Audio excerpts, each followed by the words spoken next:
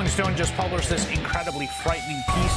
Every October, a hole appears in the ozone layer over the South Pole.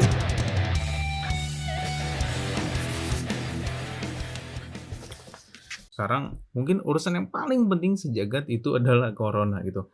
Apa-apa COVID gitu ya. Batuk dikit COVID, pilek dikit COVID. Untuk sekarang mungkin COVID jadi urusan yang paling penting sejagat. Sehingga isu-isu yang lainnya itu tertutupi gitu. Ya nggak semua sih ya gitu.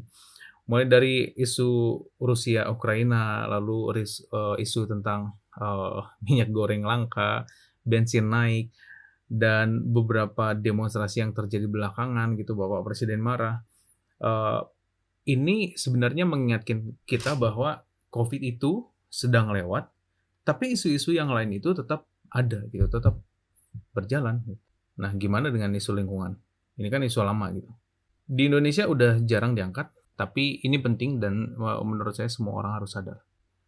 Desember lalu, jadi karena kami sekeluarga mau balik ke Bandung, saya sekarang posisi di Jambi, nggak mungkin saya bawa anak saya yang masih kecil banget buat PCR. Itu saya nggak tega banget lihat anak kecil di PCR untuk bisa naik pesawat untuk ngunjungin kakek neneknya di Bandung.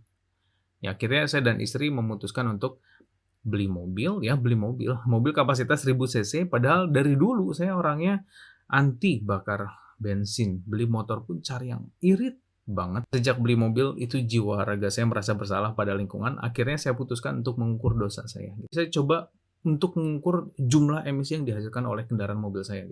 1 liter bahan bakar itu bisa dipakai untuk menempuh jarak sekitar 10 km.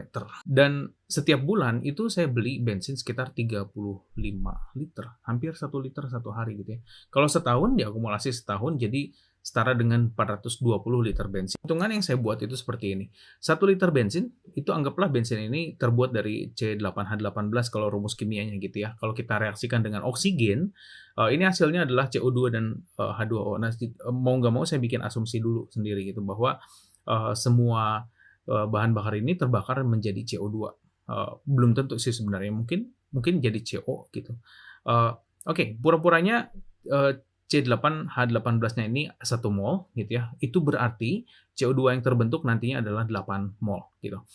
Bensin itu massa jenisnya itu 690 kg per meter kubik gitu ya. Jadi massanya itu kalau kita convert gitu dari liter ke kilogram, yang tadi hitungan kita itu 420 liter, itu kalau kita convert itu jadi 289,8, ya mendekati 290 kg lah.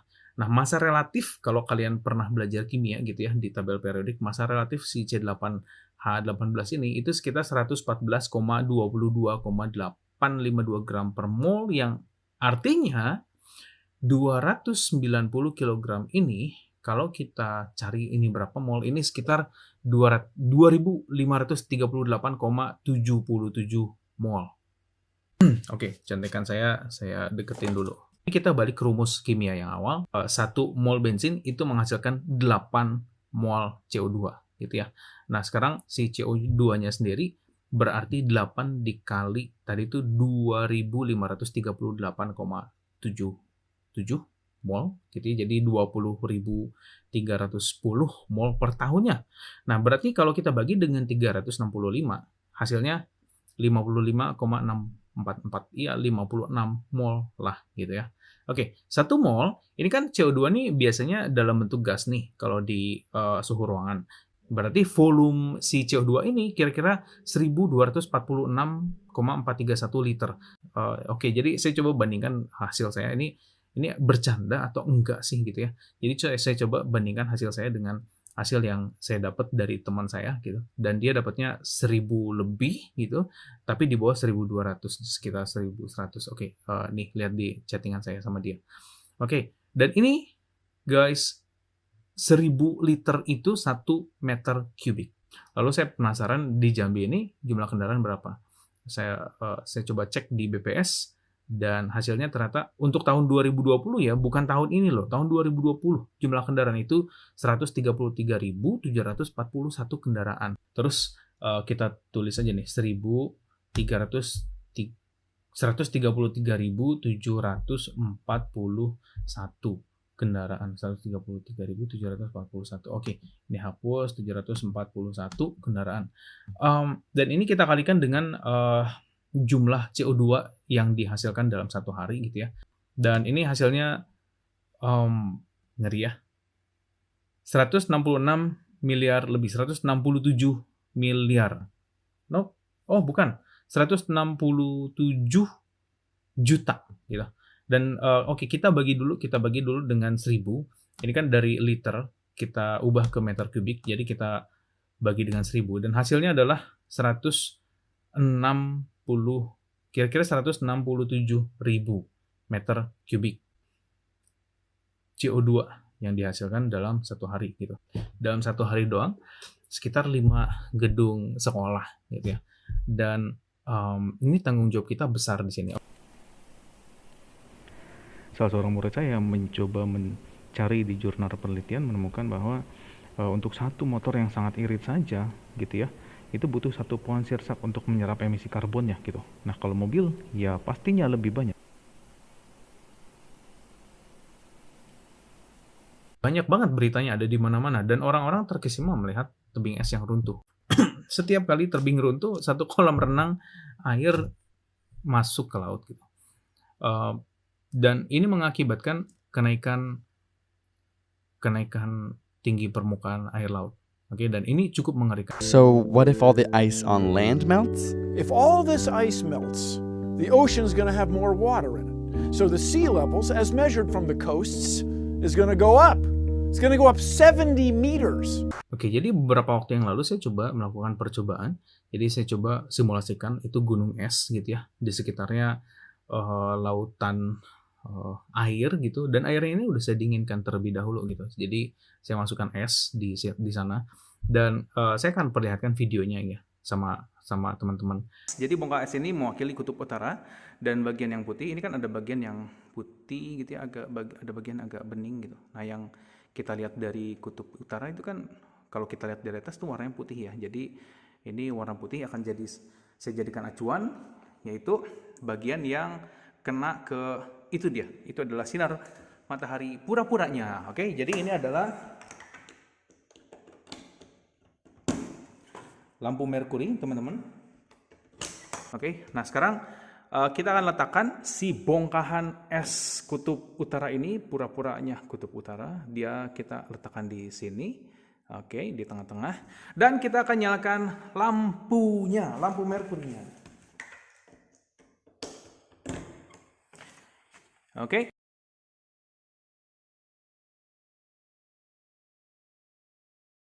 Kalau teman-teman lihat di sini, di dalam percobaan ini, airnya teman-teman itu udah saya kasih warna biru ya. Jadi saya kasih pewarna biru itu untuk mencirikan gitu permukaan laut. Kalau kita lihat dari atas, itu kan warnanya biru pekat banget gitu. Sementara si es sendiri warnanya putih gitu.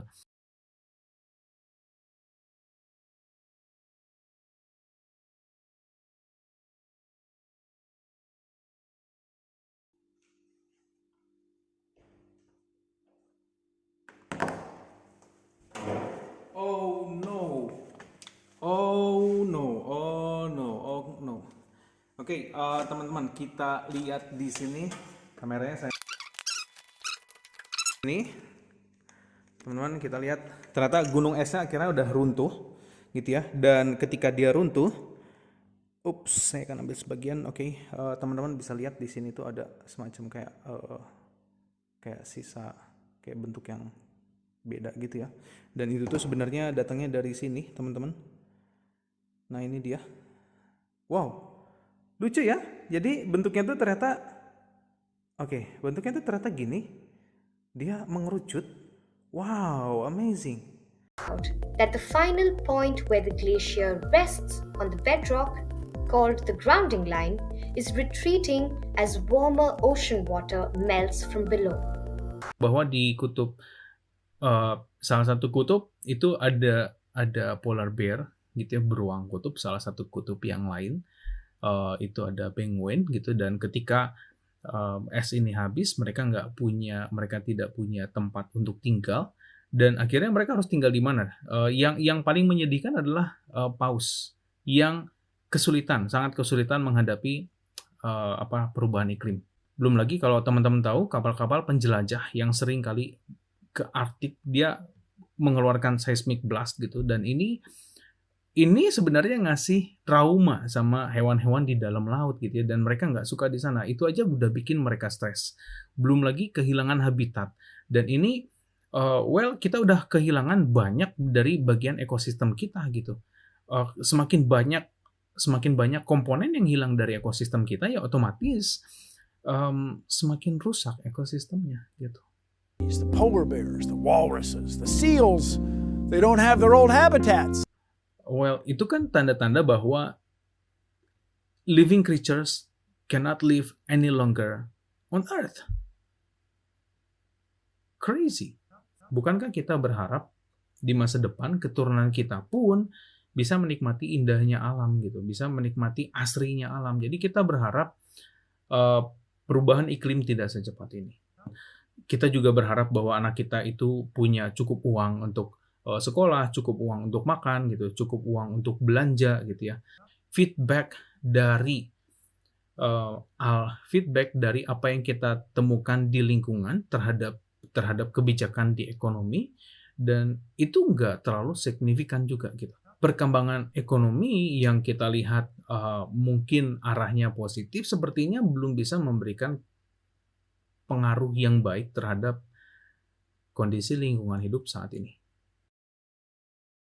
Oke, jadi apakah kita akan membiarkan saja gitu kebijakan-kebijakan yang sifatnya ekonomi tidak melihat dampaknya kepada lingkungan gitu. Jadi ekonominya hanya bicara tentang keuntungan, tapi kita tidak melihat kondisi bumi kita di masa depan.